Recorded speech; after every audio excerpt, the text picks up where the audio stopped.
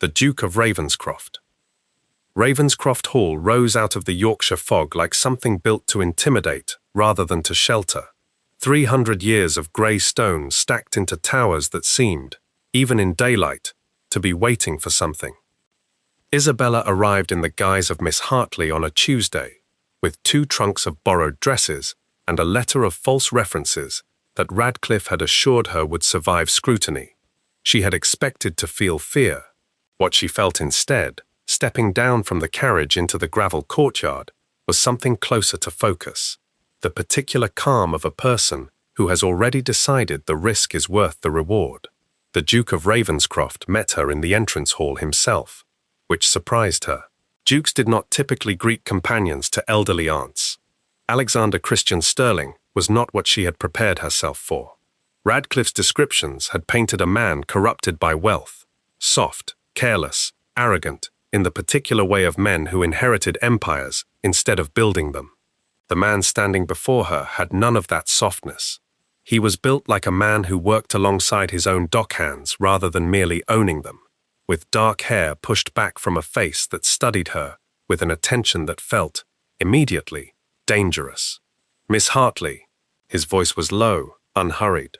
My aunt does not typically require companions who arrive with quite so much care taken over their appearance of unremarkability.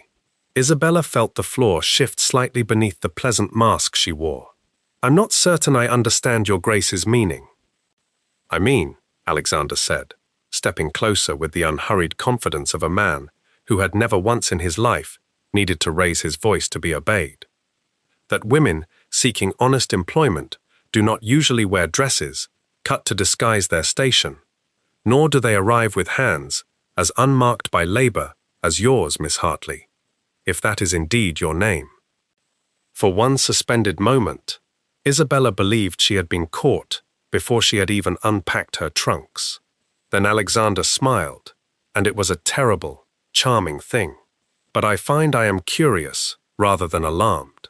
My aunt could use the company. Welcome to Ravenscroft Hall, Miss Hartley. I do hope you find everything here illuminating. He walked away before she could answer, and Isabella stood in the vast entrance hall, with her heart hammering against her ribs, understanding with sudden clarity that the man she had come to rob was not a fool.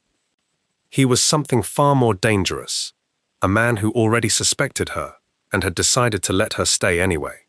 She had 3 days before she realized why, and by then it would already be too late to leave. The Duke's Aunt Lady Constance Sterling, the Aunt Isabella had ostensibly been hired to attend, proved within a single afternoon to be considerably sharper than her nephew's staff had implied. You are not a companion, the old woman said flatly, over tea in her private sitting room on Isabella's second day, her cane resting against a chair she no longer strictly needed, but kept for effect. I have had 4 companions in the past decade, girl, and every one of them held their teacup like it might bite them. You hold yours like a woman accustomed to far finer china than my nephew keeps in this draughty house. Isabella kept her expression carefully neutral. I'm afraid I don't take your ladyship's meaning. No, I don't imagine you do. Lady Constance studied her over the rim of her own cup, with eyes that missed very little. I shan't ask what you're truly here for. I find, at my age, that most secrets reveal themselves eventually, and I would rather be surprised by the answer than spoil my own amusement by demanding it early. But I will tell you this, since you'll be spending your days pretending to read to me, my nephew is not the man his father was. Whatever quarrel your people believe they have with this family, I suspect you'll find Alexander considerably harder to hate once you actually know him. I have no quarrel with anyone, my lady, Isabella said carefully. Of course you don't. Lady Constance smiled, entirely unconvinced, and reached for a biscuit with the satisfaction of a woman who had just confirmed something she'd already suspected. Do sit up straighter, dear. Whatever you're here to do, you'll do it far more convincingly with proper posture. Isabella spent the following days learning Ravenscroft Hall's rhythms with the same discipline she'd once applied to memorizing shipping routes for Radcliffe, which servants gossiped in the kitchens after 9, which corridors the night watchman favored, which windows in the eastern wing were left unlatched in the warmer months, out of habit rather than carelessness. She learned that Alexander rose before dawn to review correspondence alone in his study, that he took his coffee black and his silences seriously, and that the household staff, without exception, spoke of him not with fear, but with something closer to loyalty, an observation that unsettled her considerably more than outright hatred would have. By the 9th night, she knew the house well enough to move through it blind. What she did not yet know was that the Duke had been watching her learn it, every single evening, from a window in his own study that overlooked the garden path she believed no one used after dark. The eastern study was exactly where Radcliffe's sources had promised, and the false panel gave way beneath Isabella's fingers on the 9th night, after 8 nights of watching the household's patterns with the patient attention of a woman who understood that impatience was the thing that got spies hanged. The ledgers were heavier than she expected, bound in dark leather, and the moment she opened the first one beneath her single candle, she understood why Radcliffe wanted them so badly. Shipping manifests, foundry contracts, and beneath them, correspondence that mapped a trade network stretching from Yorkshire steel mills to ports she did not recognize. Ostend, Calais, names crossed through and rewritten in a code she did not have time to decipher. She had perhaps 4 ledgers wrapped in oilcloth and tucked beneath her arm when the study door opened behind her, and she did not need to turn around to know, from the particular quality of the silence that followed, exactly who stood there. "I confess," Alexander said, "I am almost disappointed. I expected you to be more careful than this." Isabella turned slowly, the ledgers still clutched against her chest, and found the Duke of Ravenscroft leaning against his own doorframe with his arms crossed, looking at her not with fury, but with something far more unsettling, amusement. "Your Grace, don't." His voice sharpened instantly. "Don't waste what little time you have left pretending to be Miss Hartley. I have known for 11 days precisely who sent you, Miss Vane." The sound of her real name in his mouth landed like a physical blow. "Radcliffe has been trying to prove his fictions about my shipping contracts for 3 years, Alexander continued, pushing off from the doorframe and walking toward her with the unhurried gait of a predator who has already won. He has sent men. He has sent money. He has never once sent someone as resourceful as you. I confess I was curious to see how far you would get." "Then let me go," Isabella said, "and tell him you caught no one at all." "I could." Alexander stopped an arm's length away from her, and up close, she could see the exhaustion beneath the composure, the look of a man who had been fighting a war on more fronts than she yet understood. "But you have just given me something far more valuable than your capture, Miss Vane. You have given me a way to finally end Radcliffe's campaign against my family, permanently." Isabella's stomach dropped. "What are you suggesting?" Alexander's smile did not reach his eyes. "I am suggesting, Miss Vane, that you and I are to be married, tomorrow, at St. Jude's Chapel, and Lord Radcliffe is going to watch his little spy become a duchess, and understand, at last, precisely who has won." She opened her mouth to refuse. He was already walking to the bell pull to summon the household, and outside, in the dark, a carriage that did not belong to either family sat watching the lit windows of Ravenscroft Hall, exactly as it had for 3 years. A night of reckoning. The household staff arrived within minutes, and Isabella found herself confined to a guest chamber under lock, the stolen ledgers already retrieved from her arms, and returned, she assumed, to whatever new hiding place Alexander would choose. She spent that night not sleeping but pacing, running through every possible avenue of escape and finding each one, in turn, hopelessly blocked. Near dawn, a soft knock came at her door, and she opened it expecting a guard. Instead, she found Lady Constance, cane in hand, dressed as though she had not slept either. "You're a fool," the old woman said without preamble, stepping inside uninvited. "Whatever Radcliffe promised you, whatever debt he holds over your family, I hope it was worth what you've just done to your life. I had no choice, my lady." Everyone always believes that, right up until the moment they discover they did. Lady Constance settled into a chair with a weariness that seemed, for the first time, entirely genuine rather than performed. I knew, from your first afternoon, what you'd come here to do, girl. I told you as much. I did not warn my nephew, if that is what you're wondering. I found myself, rather against my own better judgment, curious to see how the story would unfold. Why would you not warn him? Because my nephew has spent 8 years since his father's death, building walls around himself, so thick that I despaired of anyone ever finding a way through them, Lady Constance said. And then you arrived, dressed as a companion, with hands too soft for honest work, and a spine too straight for a woman meant to be invisible. And for the first time since his father died, I watched Alexander actually pay attention to another living person. I do not know what tomorrow's marriage will make of either of you, but I confess, Miss Vane, I am rather looking forward to finding out. She left before Isabella could form a reply, and Isabella sat alone in the guest chamber until the first grey light of dawn crept through the curtains, turning over the old woman's words with the same careful attention she had once given Radcliffe's every instruction, understanding, for the first time, that she had walked into something considerably larger and stranger than a simple theft gone wrong. By the time the sun rose fully over Ravenscroft Hall, a carriage was already being prepared to carry her to St. Jude's Chapel, and neither Isabella nor Alexander yet understood that their wedding day had been anticipated and quietly celebrated by a man neither of them had ever met. There is a particular kind of silence that settles over a forced wedding, and Isabella had never understood it until she was standing inside it.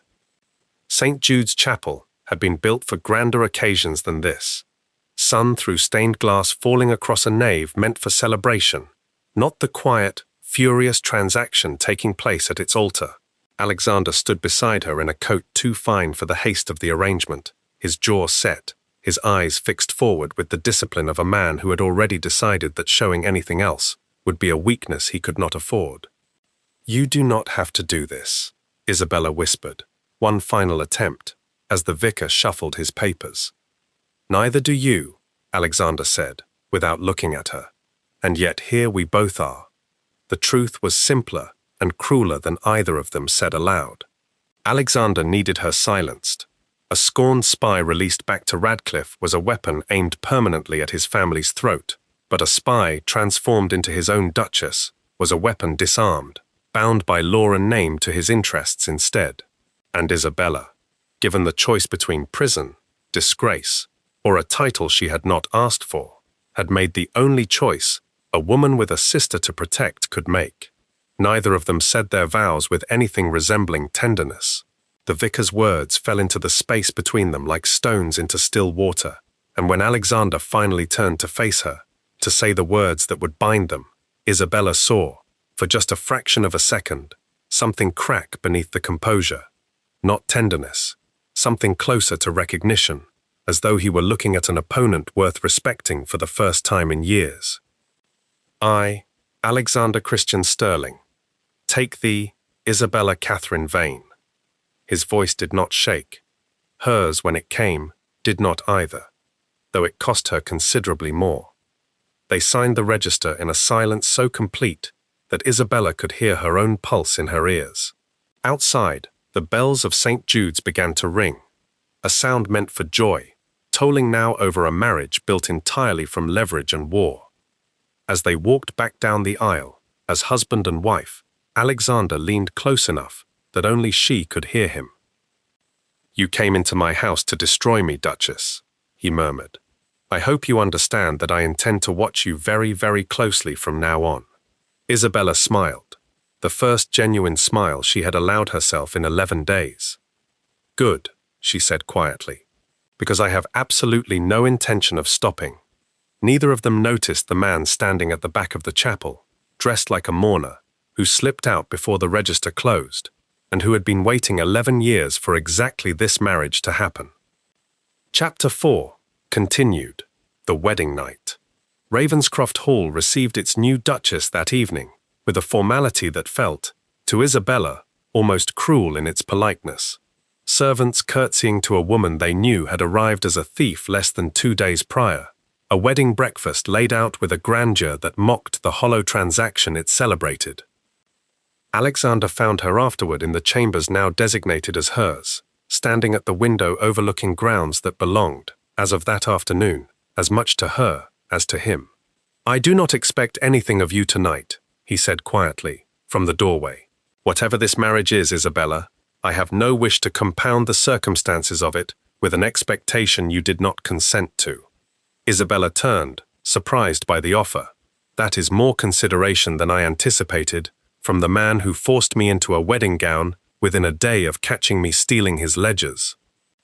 I forced the marriage because I saw no other way to neutralize the threat you posed without destroying you outright, and found, to my own considerable surprise, that I did not wish to destroy you." Alexander's voice was low, honest, in a way that caught her off guard. "That does not mean I intend to treat you as a prisoner in your own home, whatever the terms of how you arrived here." "And what do you intend, Your Grace?" "I intend," he said, "to let you prove to me, in time, precisely what kind of woman I have actually married. I suspect it will take rather longer than either of us expects."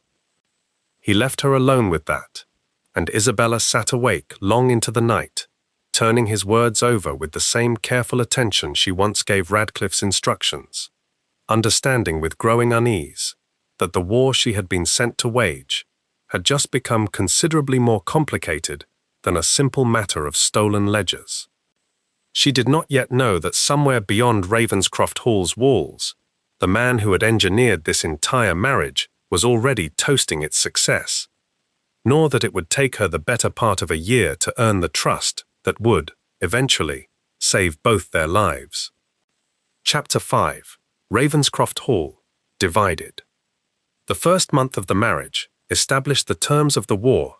Neither of them had agreed to call a war, though both understood, with perfect clarity, that it was one. Isabella was given the finest chambers in Ravenscroft Hall, a household staff instructed to obey her as Duchess, and absolutely no trust whatsoever. Alexander had the study's false panel bricked over within a week, moved his true ledgers to a location she did not know, and made certain that every servant reported her movements to him directly. "You believe walls will stop me," Isabella observed one evening, finding him in the library with brandy he had not offered to share. "You misunderstand what Radcliffe trained me to do, Your Grace. I was never relying on the panel. I was relying on patience." "And what does your patience intend to accomplish now?" Alexander did not look up from his papers. "You have no ledgers, no proof, no allies within these walls. You are, Duchess, remarkably alone." "I have a name that opens doors your money cannot," Isabella said. "I have 6 years of watching men like you believe their secrets are safe because their wives are too well bred to go looking. And I have absolutely nothing left to lose, which you will find, in time, is a far more dangerous asset than any ledger." Alexander finally raised his eyes, and for a moment, something passed between them that was not quite hatred, something closer to two duelists recognizing, mid-bout, that the other was better trained than expected. "You intend to ruin me from inside my own house." "I intend," Isabella said, "to take apart everything you built on other men's suffering, piece by piece, until there is nothing left for you to hide behind ledgers or bricked-up panels. And I intend to enjoy every moment of it." "How poetic," Alexander said coldly.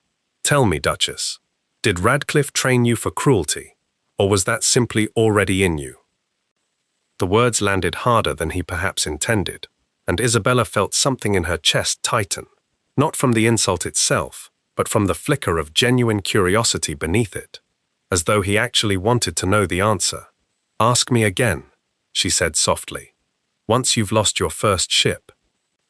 She left him in the library with his brandy and his ledgers, and behind her, Alexander Sterling sat very still for a long time, staring at the door his new Duchess had just closed, with far more force than necessary, feeling, for the first time since his father's death, had handed him an empire built on secrets, something dangerously close to being outmatched. He did not yet know she had already sent her first letter to his captain in Bristol. By morning, the first crack in his empire would begin to show, and neither of them yet understood that someone else had been waiting years for exactly this crack to appear. Isabella found her first true ally at Ravenscroft Hall, not through cunning, but through simple decency, a kindness she extended without calculation, and which returned to her tenfold when she needed it most. Mrs. Prentice, the housekeeper who had served 3 generations of Sterlings, caught Isabella one evening mending a torn hem in the servants' hall, rather than ringing for a maid to do it, and something in the old woman's expression shifted from wary suspicion into something warmer. "You needn't do that yourself, Your Grace," Mrs. Prentice said. "I've been mending my own hem since I was 12, Isabella replied, not looking up from her needle. "I see no reason to stop, simply because the house I sleep in has grown grander." Mrs. Prentice studied her for a long moment. The last Duchess, His Grace's mother, God rest her, she was much the same, never quite comfortable with all this. She gestured vaguely at the vast hall around them, the portraits, the gilt. "Died when His Grace was but 14. He's carried this house alone a long while, longer than any man ought to carry anything alone." It was the first genuinely human thing anyone in the household had told her about Alexander, and Isabella found herself turning it over in her mind for days afterward, unable to entirely reconcile the grieving boy in Mrs. Prentice's story with the calculating duke who had married her purely to silence a threat. Mrs. Prentice became, without either woman ever naming it plainly, Isabella's first true confederate within Ravenscroft Hall, not because Isabella recruited her, but because the housekeeper had watched enough duchesses come and go to recognize which ones deserved loyalty freely given rather than purchased. It was Mrs. Prentice who first mentioned, almost in passing, which of the household staff had once worked the docks before entering service, and which among them still carried grudges against a shipping company that had once cut wages during a hard winter. "You didn't need to tell me that," Isabella said quietly, understanding immediately what she'd just been handed. "I know," Mrs. Prentice said, and returned to her ledgers without further comment. It was the quiet loyalty of servants like Mrs. Prentice, people the Duke barely noticed, and Isabella took the time to truly see, that would prove, in the months ahead, more valuable to her campaign than any stolen ledger. Empires are not dismantled by their enemies alone. They are dismantled by the people inside them, who finally decide they deserve better. The weight Alexander carried.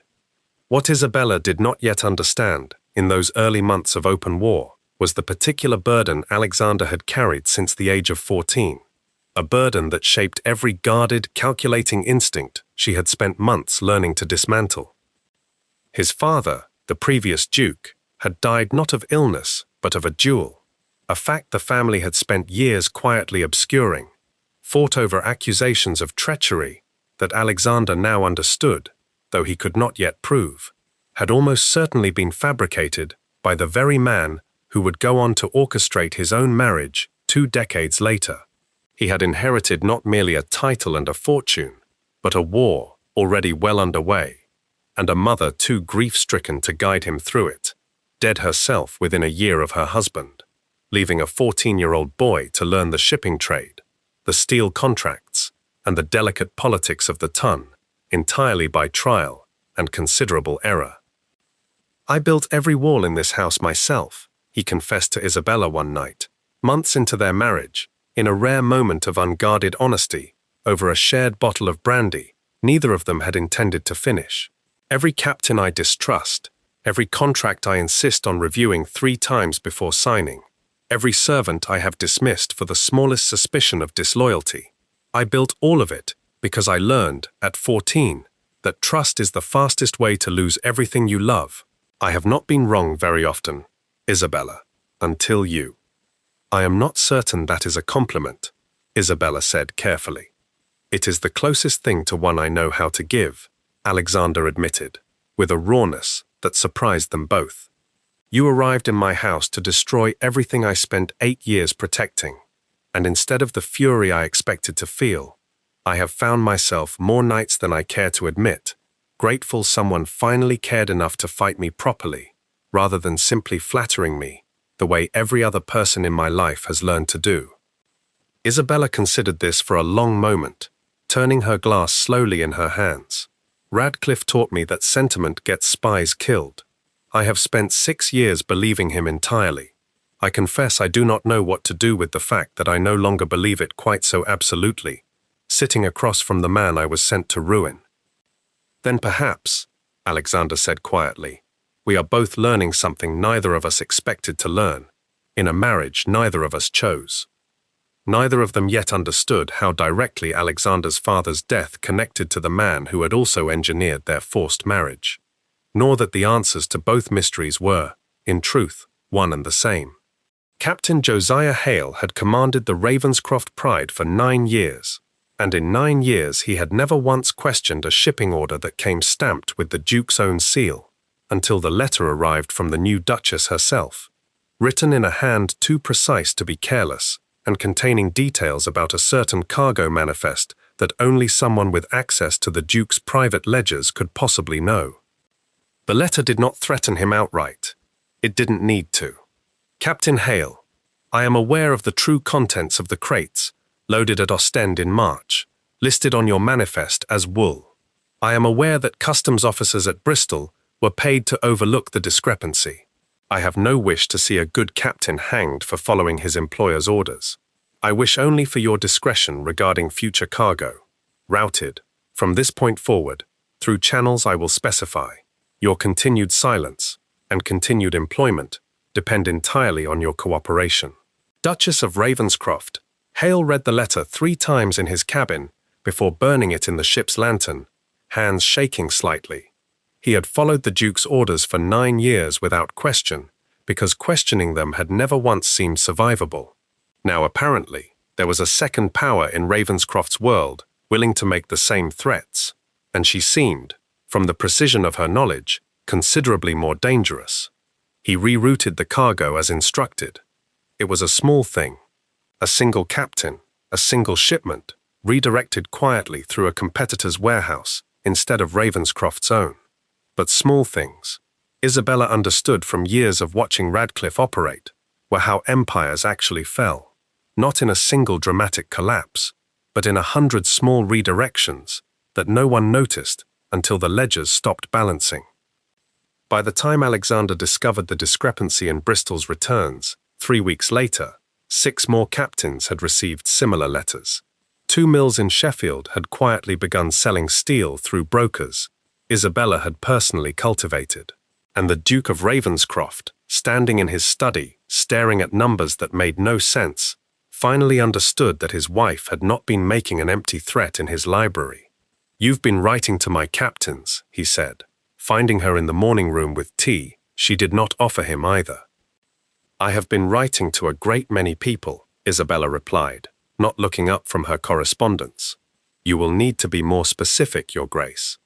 You understand what happens to a shipping empire that cannot trust its own captains." "I understand precisely what happens," Isabella said, finally meeting his eyes. "It dies slowly, from the inside, exactly the way it deserves to, the same way it was built, on men too frightened to say no." Alexander crossed the room in 3 strides and set both hands flat on the table in front of her, close enough that she could see the fury barely contained beneath his composure. "This is not a game, Isabella." "No," she agreed, unmoved. "It is a war. You simply assumed you would be the only one fighting it." That night, Alexander sat alone in his study with the falsified Bristol manifest spread before him, and for the first time in his life as Duke, felt something he had not expected to feel toward the woman he'd married to silence.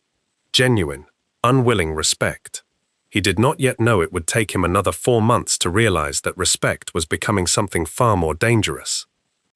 Word of the Bristol discrepancies traveled faster than either Isabella or Alexander anticipated, and within a fortnight, a merchant named Josiah Fenwick, a man who had spent 15 years trying and failing to break into shipping routes the Ravenscroft name had monopolized for generations, arrived at Ravenscroft Hall requesting an audience with the Duchess directly. "I'll speak plainly, Your Grace," Fenwick said, turning his hat over in his hands in the receiving room. Isabella had chosen specifically for its distance from Alexander's study. I've heard rumors, nothing more than rumors, mind, that certain captains have begun looking favorably on cargo, routed through channels other than His Grace's usual warehouses. I've 15 years of capital and no ports willing to receive me, because the Ravenscroft name has had this coastline locked tight since before I was born. If there's truth to what I've heard, I should like very much to be considered a friend to whatever is happening here. Isabella studied him for a long moment, weighing risk against opportunity, with the same cold calculation she'd once applied to Radcliffe's assignments. And what would friendship cost me, Mr. Fenwick? Nothing but fair dealing, Fenwick said. I've watched the Ravenscroft shipping empire squeeze independent merchants out of this trade for 2 generations, Your Grace. I've no love for the Duke, and I'll not pretend otherwise. But I've heard enough of what you've built these past months to suspect you might be building something rather different than what came before, something with room in it for men like me. Isabella extended her hand, and Fenwick shook it with the solemnity of a man, sealing a bargain considerably larger than either of them yet understood. Within a month, 3 more independent merchants had approached her through channels Fenwick quietly opened, each one bringing capital, contacts, and a genuine stake in seeing the old shipping monopoly broken, rather than merely inherited by a new hand. It was, Isabella began to realize with something like surprise, no longer solely a campaign of destruction. She was building something of her own alongside the ruins, a network of merchants and captains and brokers who trusted her not because she threatened them, but because she had begun, without entirely intending to, offering them a fairer trade than the empire she'd married into had ever provided. She did not yet realize that this growing network of loyal allies, built from genuine trust rather than leverage, would prove, in the conservatory months later, to be the very thing that gave her and Alexander any chance of surviving the night at all. By late autumn, the war inside Ravenscroft Hall had stopped pretending to be a marriage. Isabella had secured leverage over 3 of Alexander's port agents, quietly redirected shipments through 2 competing merchants, and begun a slow, methodical correspondence campaign designed to make every captain in the Ravenscroft fleet believe the Duchess knew more about their private dealings than the Duke himself did, which, increasingly, was true. Alexander retaliated the only way available to a man losing ground faster than he could defend it. He cut off her allowance, which she circumvented by selling jewelry through a fence Radcliffe had once used. He dismissed the staff he suspected of loyalty to her, only to discover the new staff proved equally susceptible to a duchess who paid better than a duke who threatened more. "You are bleeding my fortune dry," he said one evening, finding her in the garden with a letter half written in her lap. "I am redistributing your fortune," Isabella corrected, "to the men whose labor actually built it. You'd be astonished how loyal a dockworker becomes when someone finally offers him a fair wage instead of a threat. You think this is charity?" Alexander's voice had gone very quiet, which she had learned by now was more dangerous than his shouting. "You think you are some champion of the working man. You are a spy, Isabella, sent by a man who wants my empire for himself, nothing more." "Perhaps I began as Radcliffe's spy," Isabella said, standing to face him directly. "But I am no longer working for Radcliffe, Your Grace. I stopped answering his letters months ago. Everything I have built here, every captain, every broker, every mill owner who now trusts me more than they trust you, I have built for myself, because you were correct about one thing. On the day we married, I have absolutely nothing left to lose. And you would be wise to remember that a person with nothing to lose is the most dangerous enemy you will ever make." For a long moment, Alexander simply looked at her, really looked, in a way he had been trying and failing to avoid doing for months. And something in his expression shifted from fury into something far more unsettling to them both. "You are the most infuriating woman I have ever known," he said finally, low and rough. "Good," Isabella said, though her pulse had begun to betray her, quickening in a way that had nothing to do with anger. "I would hate to be forgettable." He stepped closer. She did not step back. "I should have you locked in the East Tower," Alexander murmured, "for everything you have cost me." "You should," Isabella agreed, tilting her chin up, refusing to be the one who looked away first. "And yet here we both are, in this garden, and you have not called for a single guard." The silence between them stretched, charged with something neither of them was prepared to name. Hatred tangled so thoroughly with something else that neither could any longer tell where one ended and the other began. Neither of them noticed the figure watching from the tree line at the edge of the garden. Lord Valerian Gage, who had funded both their families' rivalries for over a decade, smiling faintly at the sight of his two carefully cultivated enemies, standing far too close together in the dark. It was, he thought, almost time to collect what he was owed. A letter arrived for Isabella in early winter that had nothing to do with ledgers or captains, or the slow, methodical war she was waging inside Ravenscroft Hall. A letter from Margaret, full of ordinary, aching news that reminded Isabella, with sudden force, of the life she had left behind to survive this one.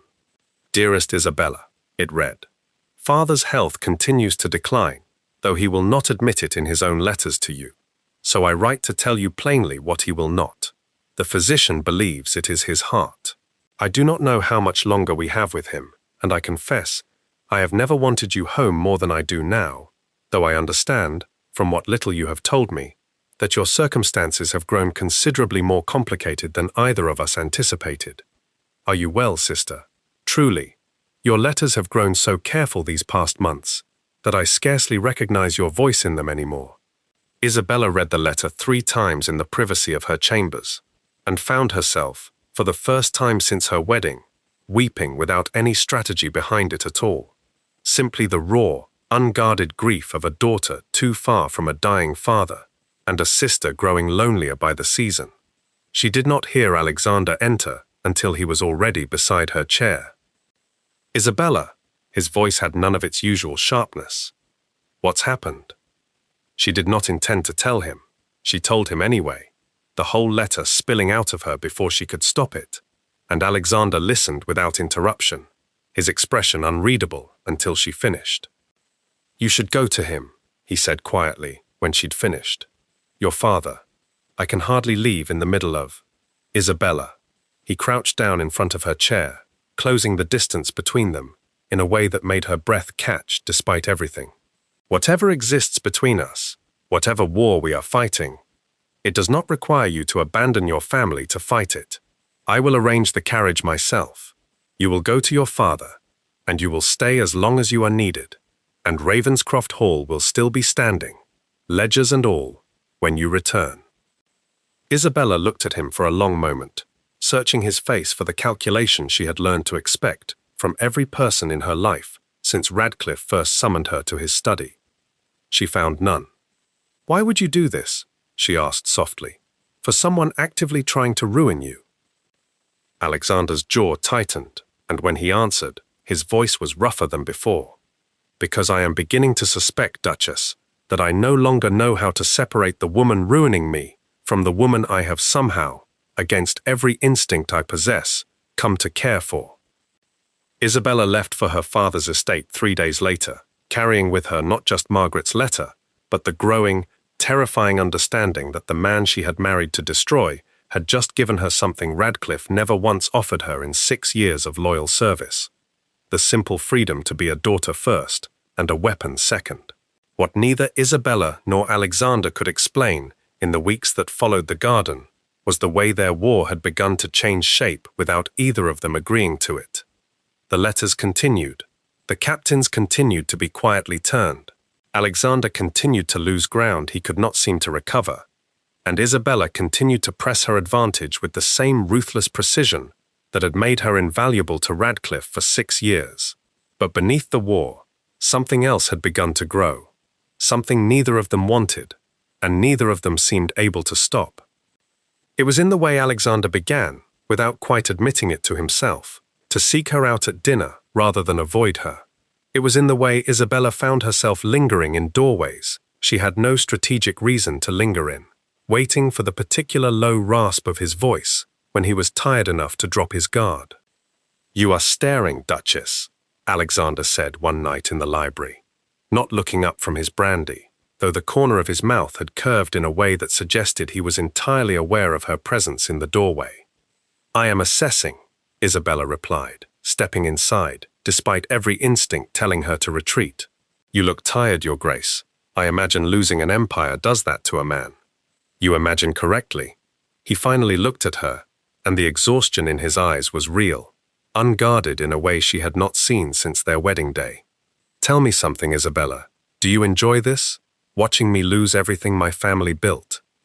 The question caught her off guard, not because it was cruel, but because it was genuinely curious, stripped of the usual armor. "I enjoy," she said slowly, choosing the words with care, "watching a man who believed himself untouchable discover that he is not. I have watched too many men like you build fortunes on the backs of people who had no power to refuse them. If there is satisfaction in dismantling that, I will not apologize for feeling it." "And what happens?" Alexander asked quietly, setting down his glass. "When there is nothing left to dismantle? When you have won, Isabella? What then?" She did not have an answer ready, and the absence of one frightened her more than she wanted to admit. He rose from his chair and crossed the room toward her with the same unhurried, dangerous confidence he'd worn the very first day she met him. Except now, there was nothing performative in it, nothing calculated. Just a man, worn down to something honest, looking at his wife as though seeing her clearly for the first time. "I hate you," he said, very quietly, "for what you have done to everything I built." "I know," Isabella whispered. "And I cannot stop thinking about you," he continued, close enough now that she could feel the warmth of him, "which I find considerably more troubling than the ledgers." Isabella's breath caught. Every strategic instinct she possessed screamed at her to step back, to remember that this man was her enemy, that whatever was building between them was a vulnerability Radcliffe had specifically warned her against. Never let them close enough to matter, Isabella. Sentiment is how spies end up dead. She stepped closer instead. "This changes nothing," she said, though her voice had lost its earlier certainty. "I will not stop what I have started." "I am not asking you to," Alexander murmured, and then his hand was at her jaw, tilting her face up to his, with a gentleness that felt like its own kind of devastation. "I have simply stopped pretending I want you to." Their lips had not yet met when the library doors burst open, and 4 armed men in unfamiliar livery stepped through, pistols raised, led by a face neither of them recognized, but would come to know as the architect of everything that had happened to them since the day they met. Isabella had returned from her father's bedside 2 weeks earlier than planned, her father's health having stabilized enough, the physician assured her, that immediate danger had passed, though Margaret's parting embrace had carried the particular tightness of a woman who suspected the reprieve was only temporary.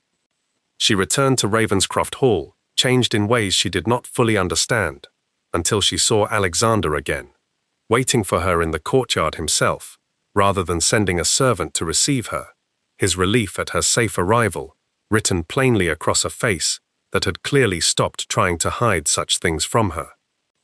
"You needn't have come out to greet me yourself," she said, as he handed her down from the carriage, with a gentleness that had nothing to do with duty. "I wanted to," Alexander said simply, and the honesty of it startled them both. Over the following weeks, something in their war shifted its shape entirely, though the war itself did not stop. Isabella still wrote her letters, still moved her pieces across the board of captains and brokers, and mill owners, with the same ruthless precision she'd always possessed, and Alexander still fought to protect what remained of his fortune with everything he had left. But the fighting had begun to happen alongside something else now. Long conversations after dinner that had nothing to do with shipping manifests. A growing habit of seeking each other out simply for the pleasure of the other's company. Small kindnesses exchanged without any strategic purpose behind them at all. "I keep waiting to regret this," Alexander admitted one evening, finding her in the garden, where their first true moment of understanding had happened months before. "Regret you? Regret any of it? I have been waiting for months, and it has not come." "Perhaps," Isabella said. "It isn't coming because there's nothing here to regret. You are still dismantling my empire, Isabella. And you are still furious about it, when you remember to be," she said, smiling despite herself. "I find I no longer know how to hate you properly, Alexander. It's become rather inconvenient. I have tried, you understand. I lay awake some nights, attempting to remember precisely why I was meant to despise you, and I find the reasons have grown rather threadbare with use." "How unfortunate for you," Alexander said, though the warmth in his voice betrayed him completely. "I confess I have had the very same difficulty. I built an entire year of careful arguments for why I ought to distrust you absolutely, Duchess, and you have spent that same year quietly dismantling every one of them, letter by letter, exactly the way you dismantled my shipping contracts." He laughed, a real laugh, low and warm, the kind she had never once heard from him before her journey home, and pulled her toward him with a certainty that no longer needed permission from either of their pride. "Then let us be inconvenienced together," he murmured against her hair, "and let the ledgers sort themselves out."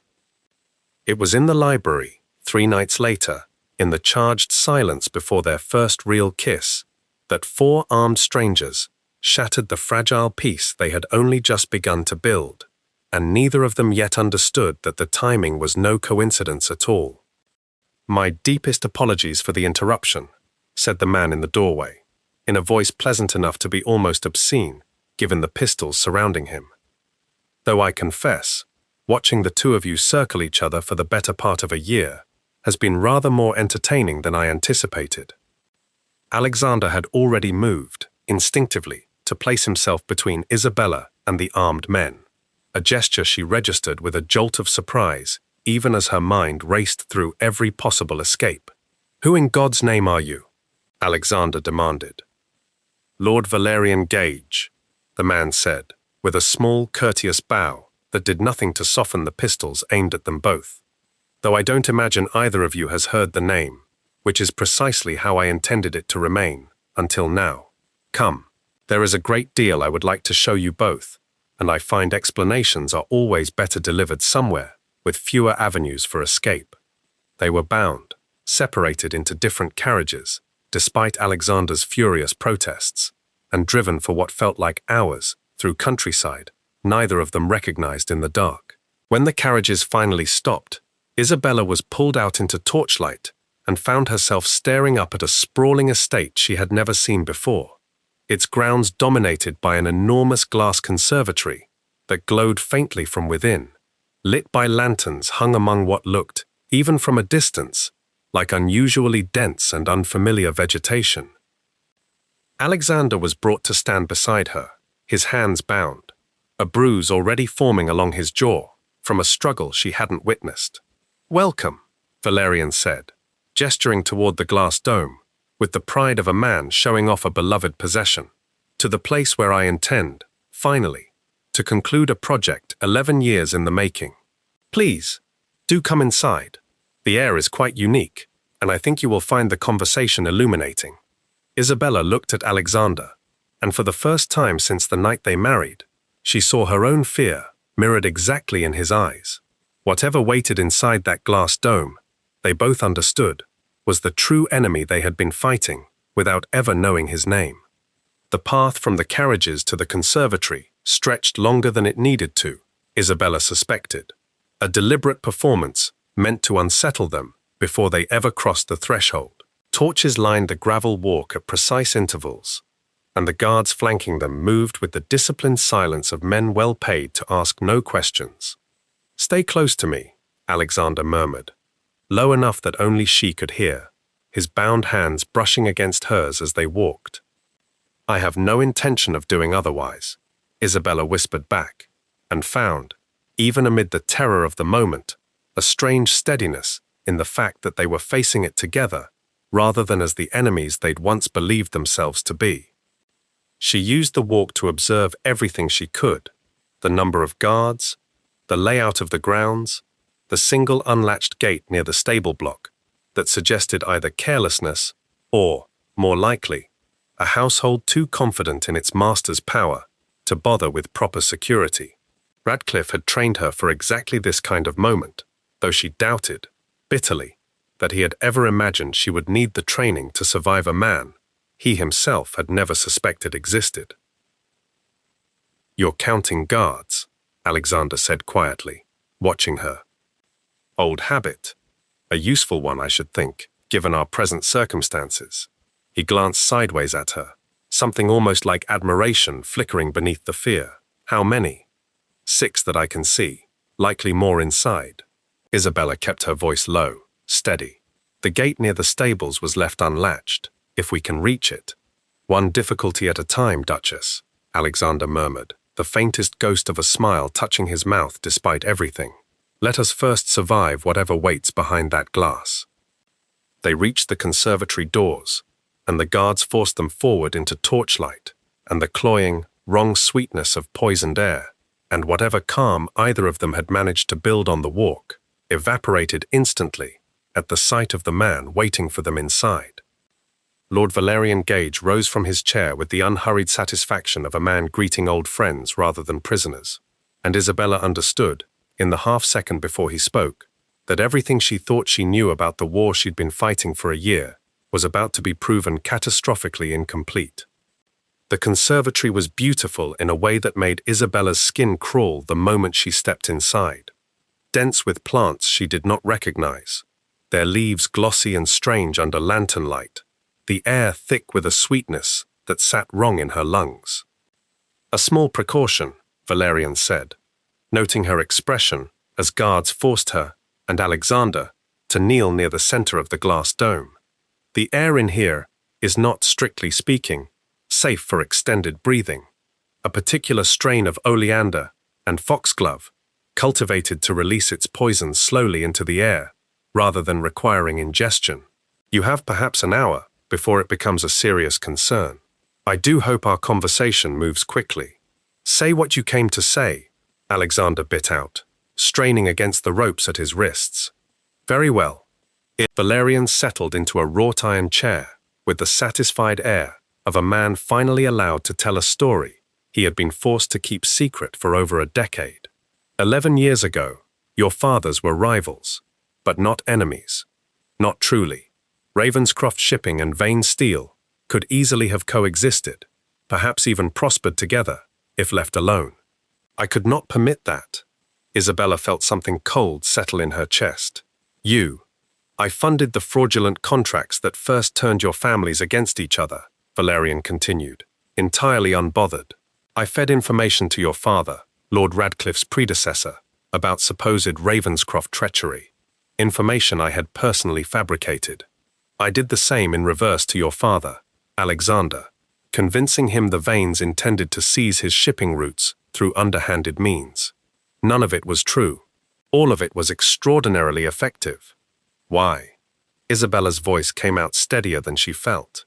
Because 2 empires locked in mutual destruction are considerably easier to acquire than 2 empires standing guard against outside threats, Valerian said, as though explaining something obvious to a slow child.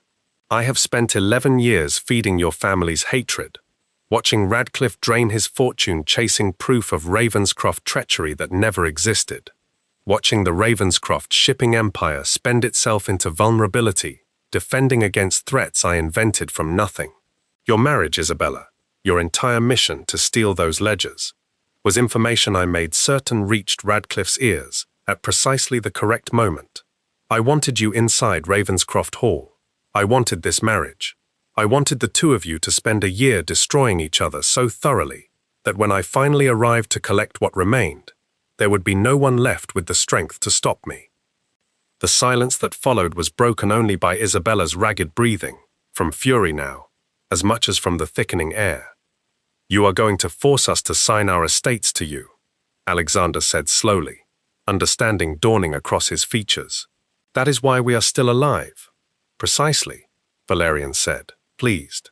A joint transfer of assets, signed under duress, that no court will ever hear about, given the poison currently filling your lungs, and the very simple story I intend to tell about a tragic accident in my conservatory.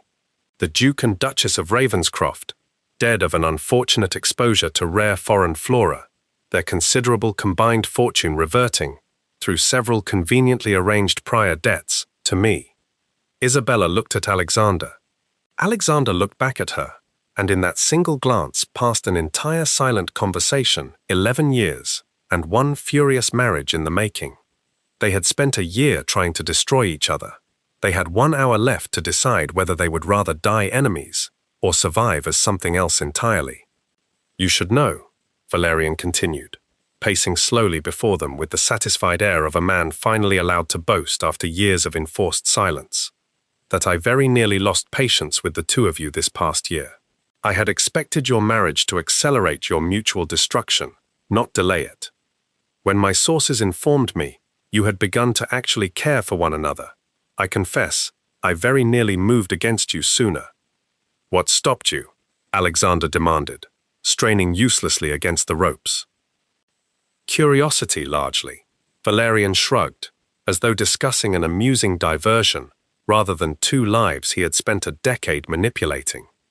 I wished to see how far the sentiment would go before it inevitably collapsed under the weight of everything you both stood to lose. Duchess, I confess your campaign against your own husband's fortune was rather more thorough than I anticipated. You very nearly did my work for me. Had you continued another 6 months, there would have been almost nothing left for me to seize at all. Isabella's mind raced, even as her lungs began, faintly, to burn from the thickening air. The information Radcliffe received about the Bristol manifests, the names of captains willing to be turned. You provided all of it. Through intermediaries, of course, Valerian said, pleased she had followed the thread. I have found, over the years, that the most efficient way to destroy an enemy is to hand them precisely enough truth to make their own worst instincts do the rest of the work for you. Your father, Isabella, was so certain of Ravenscroft treachery that he never once questioned where his proof kept so conveniently originating. And you, Alexander, your father spent the last decade of his life so consumed by suspicion of the veins that he never noticed the real hand, quietly bleeding his shipping contracts dry through supposed market misfortune. I have been extraordinarily patient and extraordinarily thorough, and I do not intend to let a year of unexpected sentiment between the two of you undo 11 years of careful work. You're mad, Isabella said. I am efficient, Valerian corrected, entirely unbothered. There is a considerable difference, Duchess, though I don't expect you to appreciate it from your current position. He gestured to the guards, and the transfer documents were produced, spread across a low iron table amid the poisoned blossoms. Alexander looked at Isabella one final time before the guard reached to loosen her bindings for the signing, and in his eyes she saw not fear, but the same fierce, focused calm she had carried into every dangerous room Radcliffe had ever sent her into. He trusted her completely. It was, she realized in that instant, the single most valuable thing anyone had ever given her. You will find, Valerian said, rising from his chair as 2 guards approached with the transfer documents, that struggling accomplishes very little. I would advise simply signing and allowing the poison to take its course with as much dignity as either of you can manage. Isabella's mind raced through the same calculations that had kept her alive through 6 years of Radcliffe's assignments. Assess the room, count the guards, find the single weakness in an otherwise sound plan. She found it in the guard nearest her, whose attention kept drifting toward the door, toward a night watch shift he was clearly eager to finish. Alexander, she breathed, barely a whisper, her eyes fixed on the guard's knife, sheathed carelessly at a hip that had drifted within reach as he leaned down to loosen the ropes at her wrists for the signing. When I move, you run for the pistol on the second guard, left side. He favors his right hand. Isabella, trust me, she said, and it was the first time in a year of marriage that either of them had said the words and meant them completely.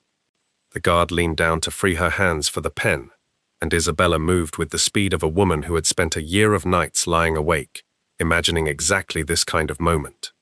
She wrenched the knife free and drove it upward in a single motion that took the guard down with a strangled cry, and in the same breath she was already turning, tearing the second guard's pistol free and hurling it across the space between them. Alexander caught it out of the air, with the reflexes of a man who had spent years commanding ships through storms, and the conservatory erupted into chaos. "Kill them!" Valerian shrieked, all his composure shattering at once, and the remaining guards surged forward as Alexander fired, the shot catching one man in the shoulder and sending him crashing backward into a wall of glass that shattered outward in a cascade of shimmering fragments, and cold night air rushing in to dilute the poison thick in their lungs. Isabella grabbed a second blade from the fallen guard and fought her way toward Alexander's side, back to back with him in the center of the collapsing conservatory, exactly as they had spent a year positioned against each other. Except now, for the first time, on the same side of the fight. "I never actually wanted you dead," Alexander shouted over the chaos, firing again as another guard fell. "I never actually hated you as much as I claimed," Isabella shouted back, driving her blade into the ribs of a man, lunging for Alexander's exposed flank. More glass shattered above them as gunfire tore through the dome's supports, and the entire structure groaned, straining toward collapse. Valerian Gage, watching 11 years of careful manipulation crumble around him in real time, turned and fled toward the conservatory's rear exit, directly into the path of a duke and duchess who had, for the first time in their entire marriage, stopped fighting each other long enough to fight for something together. What a year of war had taught them, fighting back to back through the chaos of the collapsing conservatory, Isabella found herself struck by the strange, fierce clarity of the moment. Every skill Radcliffe had spent 6 years drilling into her, every calculation Alexander had learned defending his father's empire, converging now toward a single shared purpose neither of them had ever trained for: survival, together, rather than survival at each other's expense. "You fight like a woman who has done this before," Alexander shouted, driving his blade into a guard's shoulder as the man lunged past Isabella's flank. "I told you Radcliffe trained me for more than letter writing," she shouted back, ducking beneath a wild swing and answering it with a strike of her own that sent her attacker sprawling into the wreckage of a shattered planter. There was something almost exhilarating in it, she would admit to herself later. The year of careful, bloodless war they had waged against each other, all that strategy and precision, had prepared them both, without either intending it, to fight exactly this kind of battle together. Every letter she'd written to turn his captains, every ledger he'd hidden to protect his secrets, had sharpened instincts that now, in the chaos of gunfire and falling glass, moved between them like a single coordinated will, rather than two separate combatants. "I never told you," Alexander gasped, catching his breath in a brief lull as the last of the guards scattered toward the exits, "that I have never once, in my entire life, fought beside someone I trusted completely." "Neither have I," Isabella admitted. Blood and glass dust streaked across her face, her chest heaving. "I find I rather like it." Above them, the last of the glass dome's support beams groaned under the strain of the gunfire that had torn through them, and somewhere beyond the wreckage, Lord Valerian Gage was already crawling toward the rear exit, believing, even now, that 11 years of careful manipulation could not possibly be undone by a single night of chaos. Valerian did not make it 3 steps before Alexander's remaining shot caught him in the leg, sending him sprawling across the conservatory floor amid shards of broken glass and the sweet, poisonous scent of crushed foxglove. "You will not leave this room believing you have won," Alexander said, standing over him with the pistol steady, despite the blood running from a cut along his temple. "Not after everything you have taken from both our families. I built you," Valerian spat, dragging himself backward against an overturned iron chair. "Every scrap of hatred that made you strong enough to survive this. I gave you that. Without me, you would both still be exactly as soft and useless as your fathers were, before I taught them how to fear each other." "No," Isabella said, moving to stand beside Alexander, blade still in hand, blood on her sleeve that was not entirely her own. "You didn't build us. You built a war, and we survived it despite you, not because of you. There is a considerable difference, my lord, and I suspect, It is the reason you are currently bleeding on your own conservatory floor, while we are still standing." Above them, the last of the glass dome's support beams gave way with a groan that echoed like thunder, and the remaining panes came down in a glittering rain that sent them both diving for cover beneath an overturned stone planter, Alexander's body curling instinctively over Isabella's as debris crashed around them. When the collapse finally stilled, and the cold night air had fully swept the last of the poisoned atmosphere away, Alexander lifted himself enough to look down at her, both of them breathing hard, both of them alive. "Are you hurt?" he asked, and the raw concern in his voice was nothing like the careful, guarded man who had married her under duress a year earlier. "No," Isabella said, and found, to her own surprise, that she meant it in more ways than one. "You?" "No." He did not move away from her. Around them, guards who had survived the shootout were fleeing into the dark, rather than face the magistrate's men Alexander's own household had, unbeknownst to Valerian, already been dispatched to summon the moment their carriages failed to return that evening. Valerian himself lay pinned beneath a fallen support beam, alive but broken, waiting for a reckoning considerably more official than the one he had planned for them. "We should discuss," Alexander said quietly, still not moving from where he knelt over her amid the wreckage of glass and shattered flowers. "Precisely what happens now that neither of us has an empire left to destroy." Isabella almost laughed. The first real laugh she had allowed herself since the night Radcliffe first summoned her into his study. "I suppose, Your Grace, we shall have to find something else to occupy ourselves." "I have several suggestions," Alexander murmured, and this time, when he lowered his head toward hers, there was no interruption at all.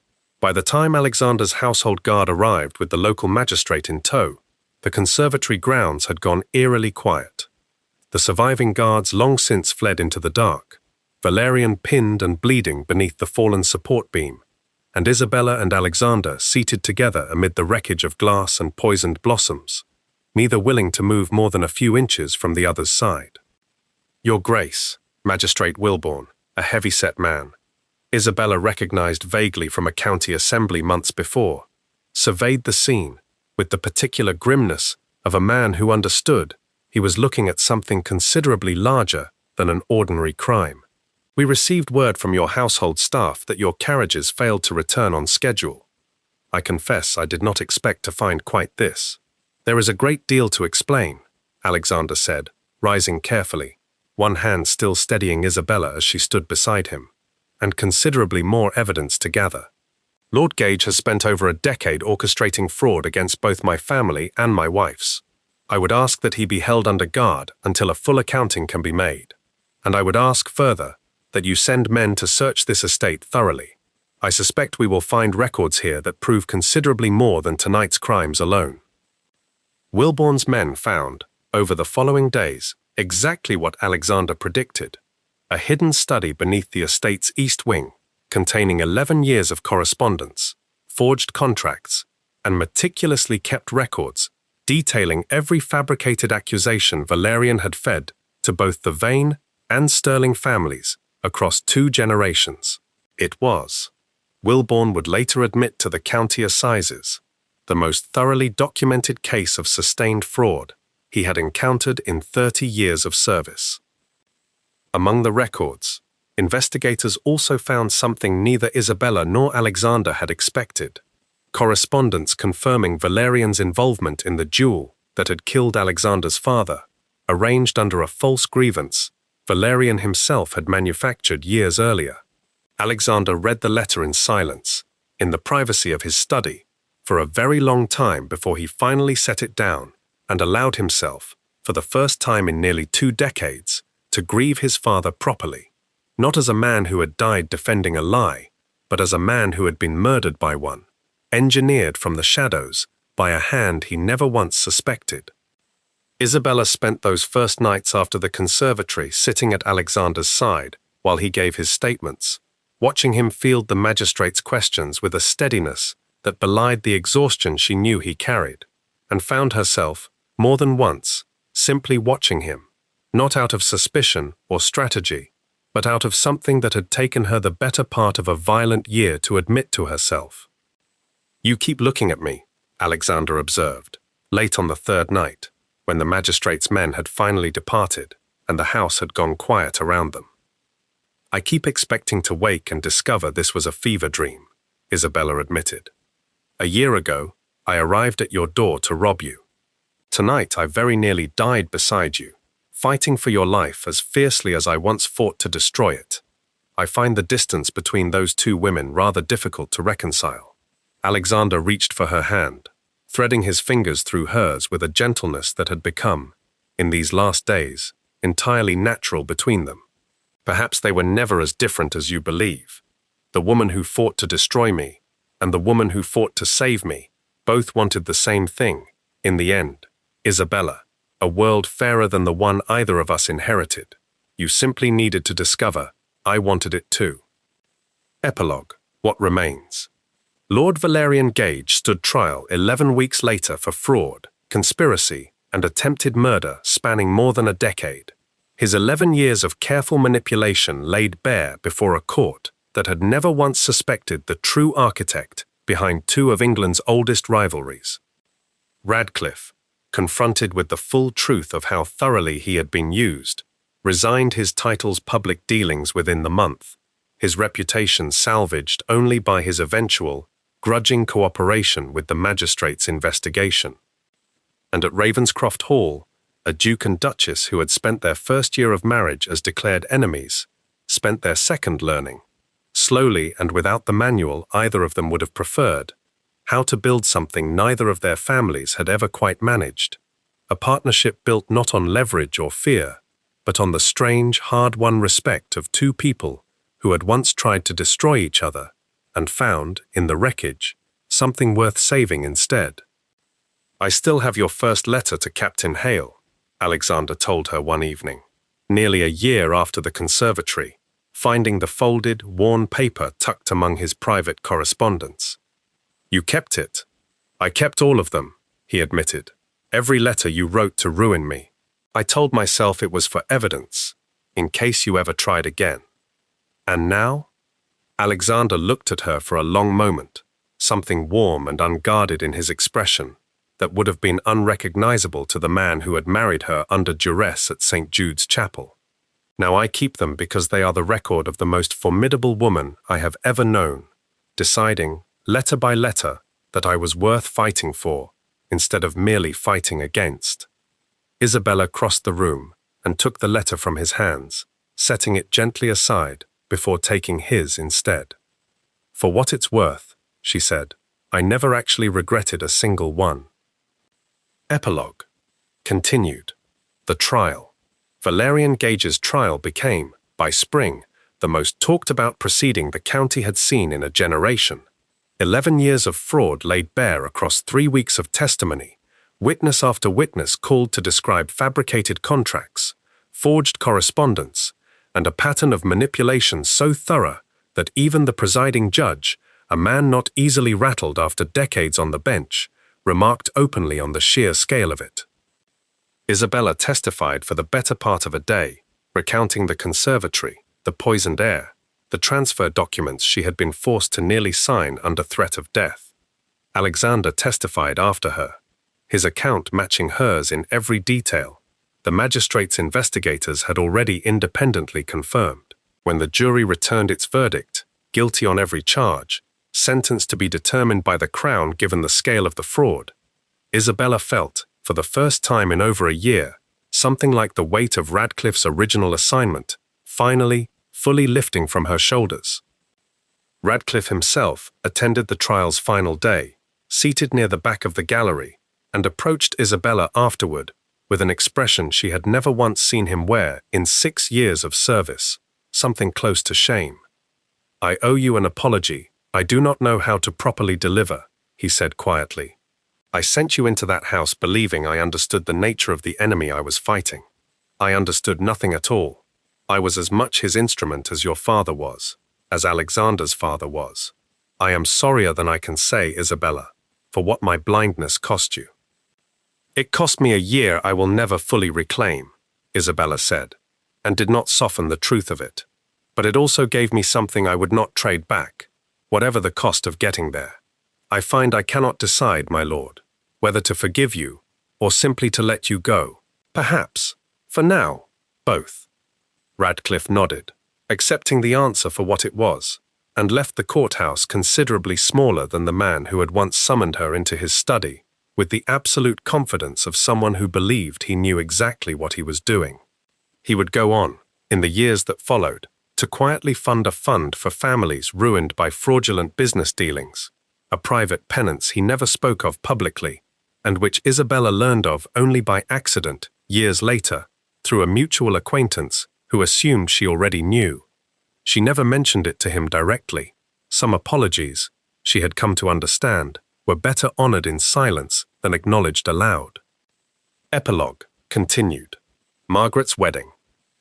Margaret's spring wedding took place, in the end, exactly as she had once dreamed of it, and Isabella stood beside her sister as she'd promised, not as a fugitive spy stealing borrowed hours between assignments, but as the Duchess of Ravenscroft, with her husband seated beside her father in the front pew.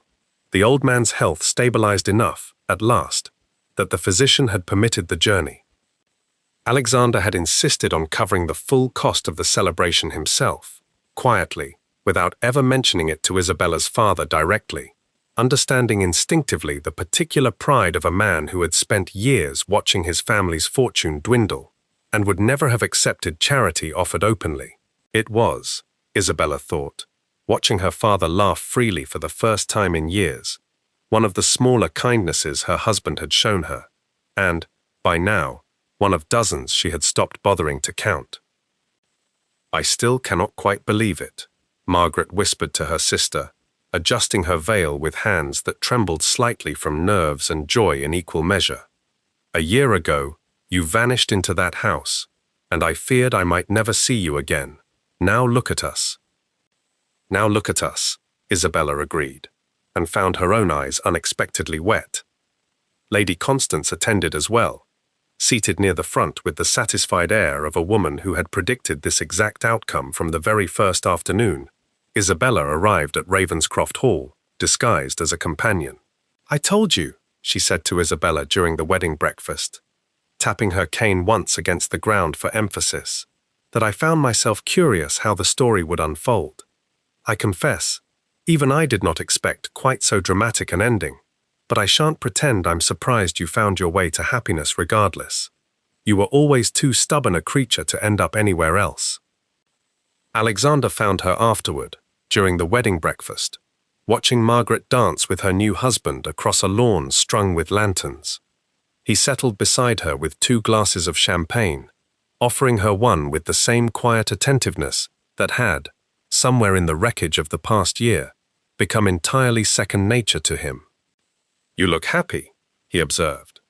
"I am happy," Isabella said, and the simplicity of the admission still occasionally startled her. "I did not expect, when Radcliffe first summoned me into his study, that happiness was anywhere on the road ahead of me. I expected survival, if I was fortunate. I did not expect this." "Nor did I," Alexander admitted. "I expected to spend my life exactly as my father did, guarding an empire against enemies both real and imagined, trusting no one enough to let them close. And then a spy broke into my study with hands too soft for honest work, and dismantled every wall I had ever built, one letter at a time. I did warn you I intended to take everything apart," Isabella said, laughing. "You did," Alexander agreed, raising his glass to hers. "I simply never expected you'd rebuild something better in its place." Final note. What comes next? Ravenscroft Shipping, rebuilt in the years that followed, under joint stewardship of Duke and Duchess alike, became known across the coast not for the old monopolistic grip Alexander's father had once held, but for something considerably rarer in that trade: fair contracts, honest wages, and a partnership between merchant and captain that Josiah Fenwick, now a trusted partner in the enterprise, liked to say had changed the entire character of the coastline's commerce within a decade. Captain Hale, the very first man Isabella had approached with a quietly threatening letter over a year of open war, remained with the Ravenscroft fleet for the rest of his career, and was fond, in his later years, of telling the story to younger sailors as a cautionary tale about underestimating a duchess. "She near ruined me with a single letter," he would say, laughing, "and then turned around and built the fairest shipping company on this coast. I've never once regretted following her lead, not from that first frightened night to this very day." Mrs. Prentice, too, remained at Ravenscroft Hall long into her old age, proud in her quiet way of having recognized, before almost anyone else in that house, exactly what kind of duchess had walked through its doors, disguised as a companion. Lady Constance lived another 11 years, long enough to see the first of Isabella and Alexander's children born, and never once let either of them forget that she had predicted, from that very first suspicious afternoon over tea, that the story would end considerably better than either of them had any right to expect. But the full story of what became of the Vane and Sterling fortunes, and of the deeper conspiracy Valerian Gage's trial, only partially unraveled, hinting at other families, other manipulated rivalries, other puppet masters still operating in the shadows of the Tun, is a story for another telling. Some empires fall in a single violent night. Others take a lifetime to fully rebuild. All right, here's a quick question. Be honest with yourself for a second. If you found out the person you loved had spent a year secretly destroying your life, could you actually forgive them? Or are you the type who'd rather burn it all down than let someone back in? Comment which one you actually are, not which one sounds better.